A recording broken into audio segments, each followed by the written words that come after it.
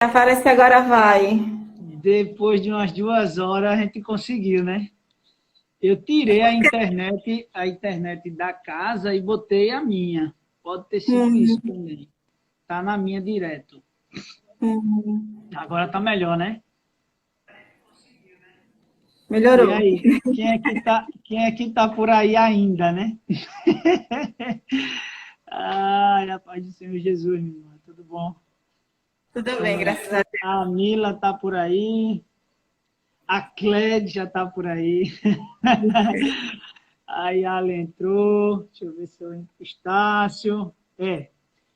Rosiane Prado. Deve ser família Rosiane do. Prado, minha cunhada. Obrigada por estar por aqui. Amém. Deixa eu ver mais aqui. O Emerson. E Suzão, minha prima. Obrigada. Amém. A gente hoje atrasou um pouquinho, né? Mas Foi. vamos lá. Vamos Vamos lá com sim. fé em Deus, enquanto o pessoal entra aí. Você ora, vamos agradecer a Deus por ter entrado, né? Vamos E, sim. e ler o texto. Amém. Senhor, muito obrigada, Pai, pela oportunidade, por podermos ser semeadores da Tua palavra. Pedimos misericórdia e graça, Senhor. Pedimos que guie o irmão Tiago nessa noite, que as palavras dele possam ser sementes, que os corações que nos ouvem sejam como terrenos férteis para a proliferação, Senhor, das tuas obras, das tuas misericórdias, do teu reino. Em nome de Jesus te agradecemos. Amém. Amém, minha irmã. Vai ler o texto aí para nós, para a gente não demorar mais, já que a gente já está atrasado. A parábola do grão de mostarda, Marcos, capítulo 4, versículo 31 ao 34. Amém. Que parábola usaremos para descrevê-lo? É como um grão de mostarda, que é a menor semente que se planta na terra. No entanto, uma vez plantado, cresce e se torna uma das maiores plantas, com ramos tão grandes que as aves do céu podem abrigar-se à sua sombra. Com muitas parábolas semelhantes, Jesus lhes anunciava a palavra tanto quanto podiam receber. Não lhes dizia nada sem usar alguma parábola. Quando, porém, estavam a sós com seus discípulos, explicava-lhes tudo. Amém. Amém, minha irmã. A gente vai se deter hoje somente no versículo 31 e 32, que diz assim: é como um grão de mostarda, que é a menor semente que se planta na terra. No entanto, uma vez plantado, cresce e se torna uma das maiores plantas, com ramos tão grandes que as aves dos céus podem abrigar-se à sua sombra. A gente está aqui, na realidade, numa sequência de parábolas. Né? Capítulo 4 do Evangelho de Marcos, ele vai contar para a gente 4 parábolas. Ou Marcos, ele nos conta 4 parábolas. Ele conta a parábola do semeador. Na sequência, ele vai nos contar a parábola da candeia. Posteriormente, ele nos conta a parábola da semente. E, por fim, antes dele mudar o foco, na sequência do seu texto, ele vai nos contar a parábola do grão de mostarda. O interessante é que Jesus contou muitas outras parábolas, né? Jesus ele contou diversas parábolas. A gente vai para a Escritura, quando a gente vai olhar ali Mateus, o próprio Evangelho de Marcos e o Evangelho, principalmente também escrito por Lucas, a gente vai ver que Jesus contou dezenas de parábolas. E o interessante é que Marcos aqui ele vai selecionar apenas 4. Essas parábolas também são conhecidas como parábolas do reino de Deus. A parábola, na realidade, ela é uma comparação, né, entre coisas naturais com coisas espirituais, entre coisas coisas espirituais que Deus quer que a gente conheça. Então, Jesus, ele para ensinar, né, o nosso frágil entendimento, ele falava por meio de parábolas. Então, a gente tem aqui 4 parábolas que, penso eu, está falando da mesma coisa, está falando do mesmo assunto. São parábolas que comparam coisas terrenas e humanas, conhecidas por nós, com coisas espirituais que nós não conhecemos. O que eu queria, nessa noite, deixar como reflexão, na realidade, tendo em vista tudo isso, é sobre o reino de Deus, né? Coisas concernentes ao reino de Deus. Eu até escrevi aqui, que eu gostaria de compartilhar com vocês, que diz assim: fazemos parte de um reino glorioso, fazemos parte de um reino forte, fazemos parte de um reino maravilhoso. Esse é o reino de Deus. E o que eu gostaria de dizer nessa noite, de forma bem simples, é: nunca duvide disso. Na realidade, nós nunca devemos duvidar disso. Existem várias maneiras de entender essa parábola.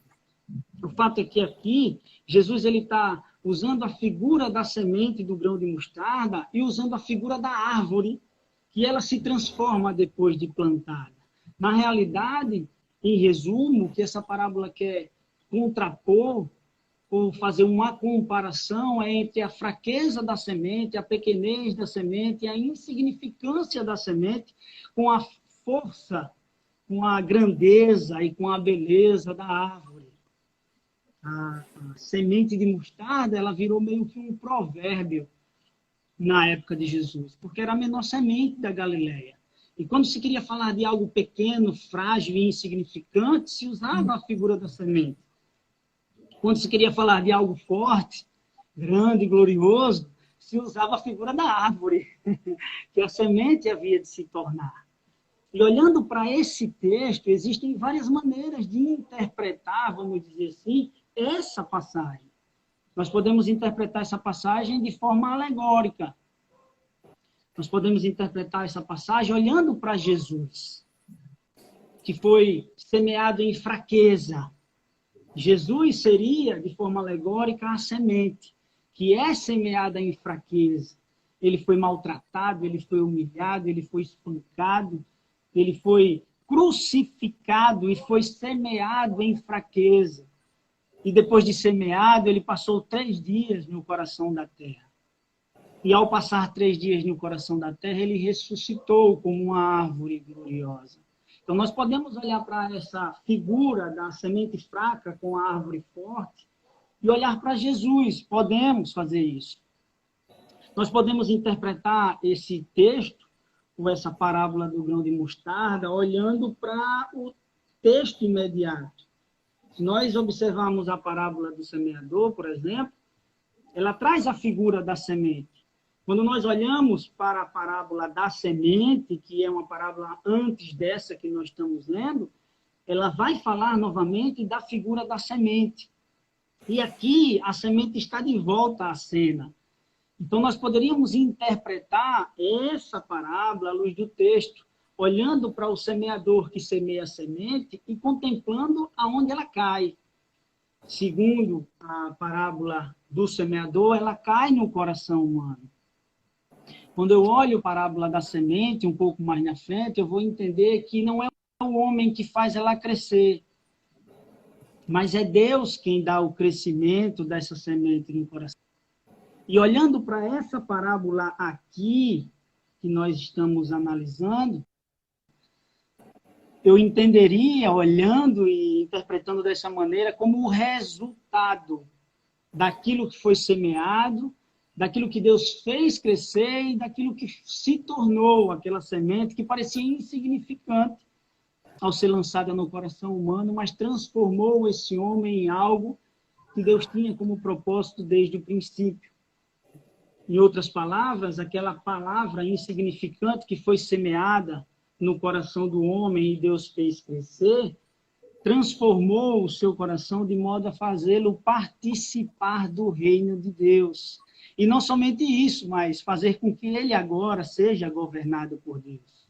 Porque todos os homens são inclinados aos seus próprios pensamentos, seus próprios desejos, e governam sua própria vida.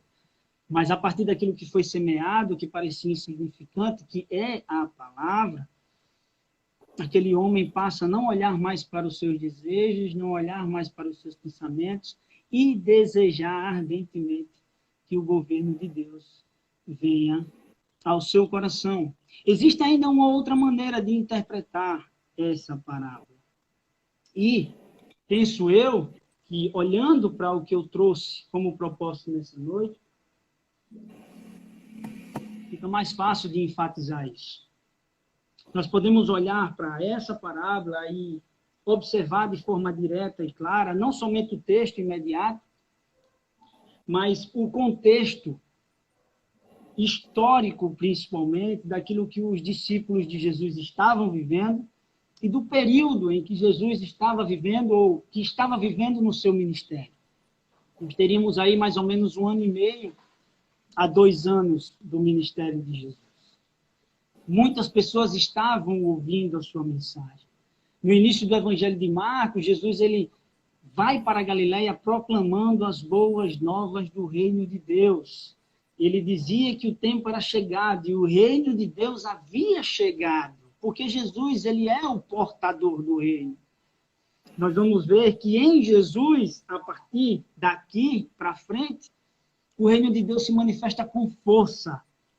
Na sequência, ele vai acalmar uma tempestade. É a sequência do Evangelho de Marcos. Portanto, Jesus é o portador do reino. Porém, os discípulos de Jesus já estavam andando com ele há muito tempo. E eles esperavam esse reino. Não somente eles, mas Israel esperava esse reino. E a pergunta é, por que muitos não creem nesse reino anunciado? Porque muitos passam a seguir Jesus, como passaram a seguir Jesus depois que Jesus multiplicou o pão para muita gente, e logo na sequência o abandonaram. Por que esse reino não cresce? Porque a nação de Israel não o abraça, porque muitos o rejeitam. Naturalmente, o reino ficaria distante do ponto de vista humano na mente dos discípulos. E Jesus ele inicia uma sequência de parábolas, ou Marcos ele seleciona uma sequência de parábolas, para que os discípulos de Jesus, não somente eles, mas para que nós possamos entender o porquê a palavra de Deus não chega em todos os corações. Ou, quando chega, ela não frutifica em todos os corações. Aqueles homens podiam se questionar porque os fariseus e os mestres da lei e os líderes de Israel não aceitavam a palavra de Jesus. Não aceitando a palavra de Jesus, não aceitavam do reino. E Jesus conta a parábola do semeador para explicar isso. Ele diz que algumas pessoas são como um coração duro, onde a palavra fica de forma superficial e Satanás vem e leva embora. Outras pessoas até o seguem com alegria, como depois de multiplicar pão para muita gente seguiu Jesus, mas ouvindo a sua palavra se escandalizaram e retrocederam. Jesus está explicando que esses homens são como a semente plantada entre espinhos, que esses homens são como a semente plantada, por exemplo, entre as pedras. Mas que os discípulos de Jesus, que passaram a seguir Jesus, são como a semente que foi plantada em boa terra. Então, eu posso olhar para esse texto e entender que Jesus está respondendo perguntas antes que elas cheguem ao coração dos discípulos, como, olhando para nós, esse texto vai responder perguntas que nós temos no nosso coração. Porque nós pregamos o evangelho para muita gente, mas nem todo mundo o abraça. Nós lançamos a semente em vários lugares, mas nem todo mundo a abriga com alegria no coração. Pelo contrário, uns a rejeitam, outros a desprezam, outros zombam dela. Então, o questionamento que Jesus está respondendo não é só para eles, mas é para nós. Por isso eu digo para você, você e eu, nós fazemos parte de um reino glorioso, lindo, belo. Ele, para muita gente, vai parecer insignificante. E interessante que essa semente que é lançada, ela somente é lançada, mas o homem não tem o poder de fazer esse reino crescer, nem se desenvolver. Então, os discípulos de Jesus, do ponto de vista imediato, precisavam fazer saber que, por mais que eles se esforçassem, não seriam eles que fariam o reino de Deus crescer sobre a terra. Não seria pela forma que o reino de Deus se desenvolveria.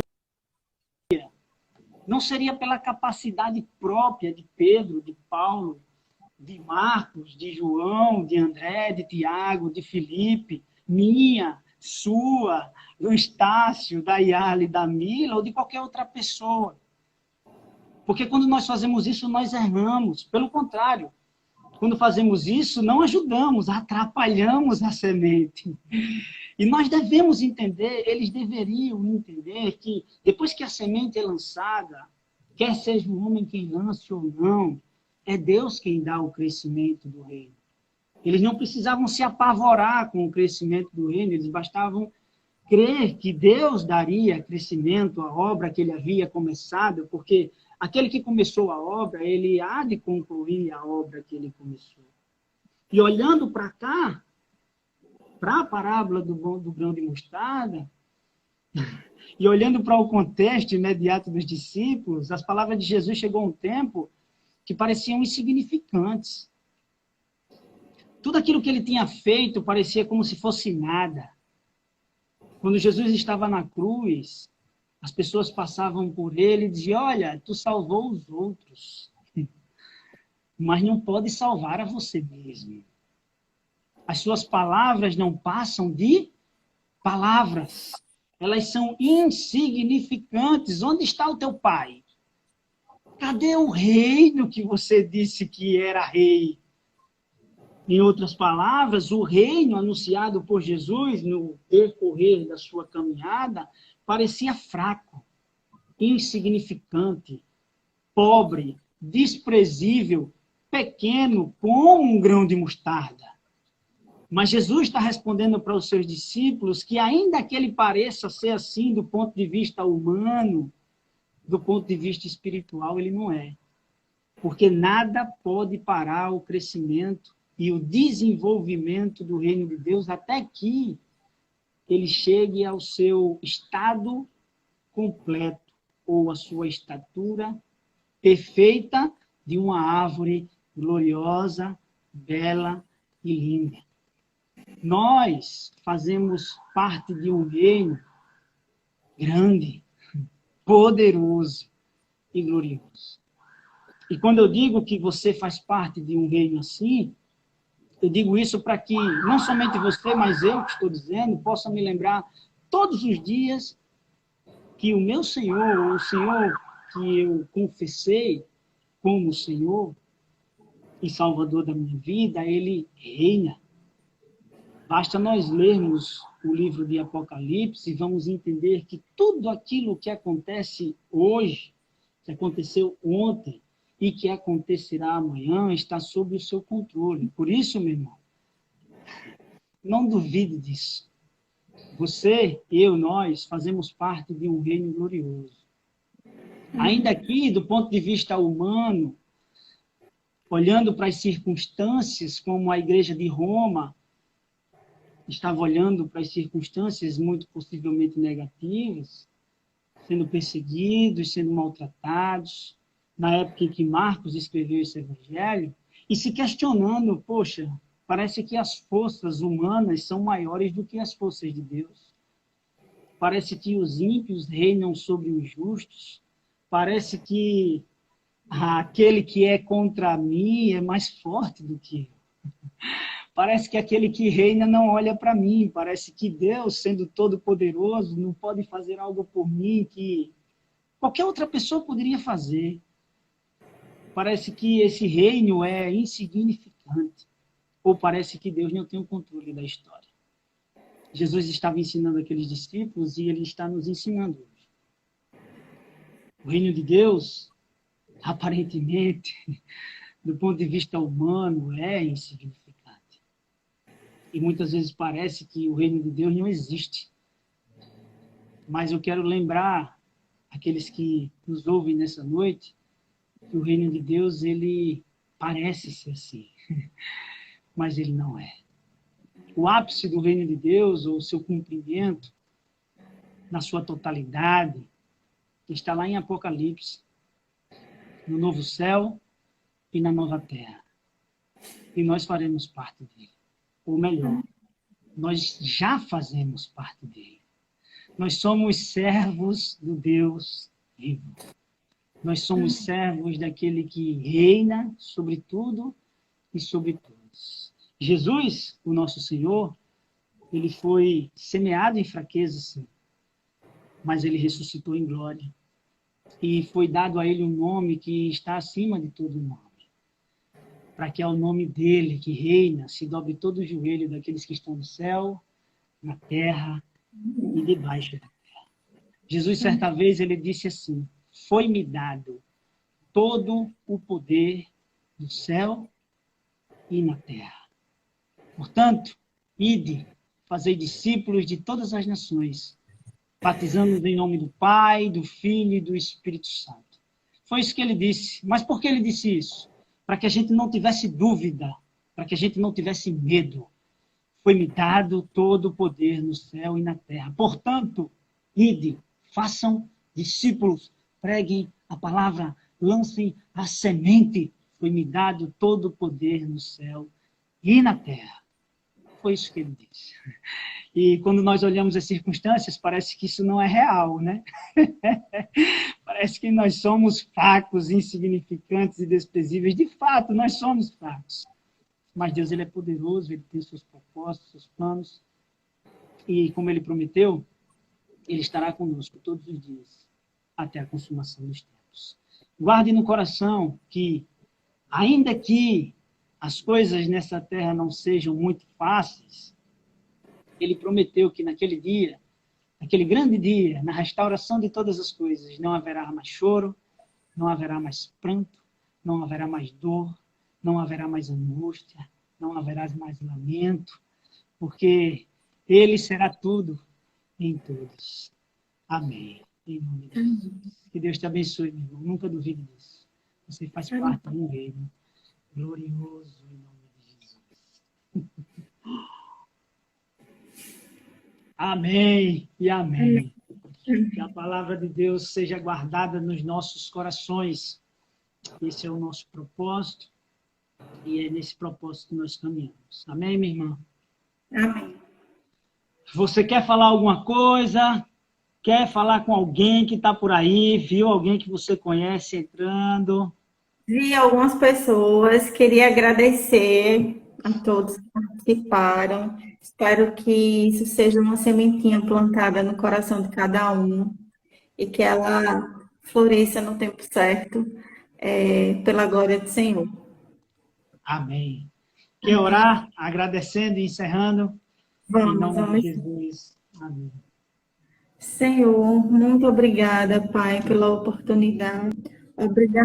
Obrigada por estarmos diante de Ti, por termos encontrado e enxergado a maravilha que é o Teu amor, o Teu reino que não é dessa terra, é um reino invisível, mas quando plantado em nossos corações, ele cresce e dá muitos frutos. Então, nós temos muito a agradecer. Apesar das circunstâncias difíceis, nós sabemos que tudo está ao Teu controle, Pai. E que na hora certa, tudo vai ser restaurado, como foi pregado pelo irmão Tiago. Então, te agradecemos e te agradecemos. Amém. Amém. Amém, minha irmã. Amém. Até a próxima. Né? Boa noite. Boa noite, galerinha. Fica com Deus, em nome de Jesus.